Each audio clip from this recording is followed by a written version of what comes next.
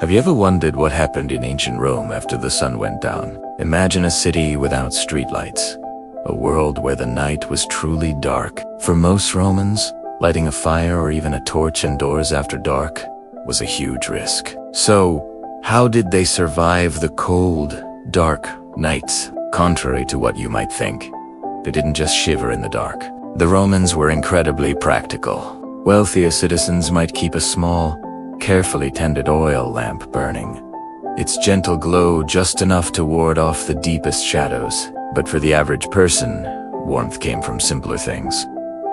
Heavy wool cloaks, doubling as blankets, and the shared body heat of family members huddled together in small, insulated rooms. It was a life lived in close quarters, where community meant survival. But the darkness held more than just the cold. It held spiritual significance.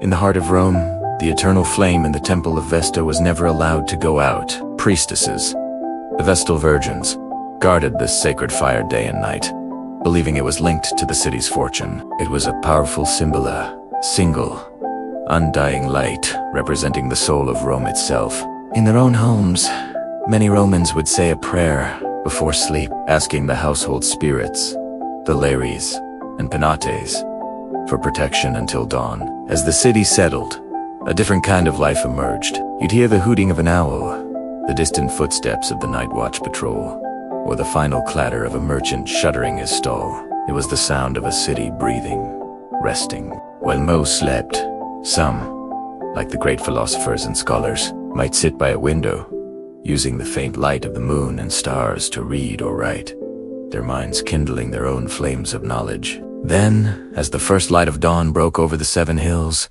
the city would stir. The first fires of the day were lit, not just for warmth or cooking, but as a symbol of renewal, of life and civilization triumphing over the darkness once more. This daily ritual reminds us that long after the empire fell, the human spirit that persistent, Brazilian flame continued to burn, passing its light down through the ages. Thanks for joining us on this journey back in time. If you enjoyed this glimpse into ancient life, don't forget to like, subscribe, and hit the bell for more stories from the past. See you next time.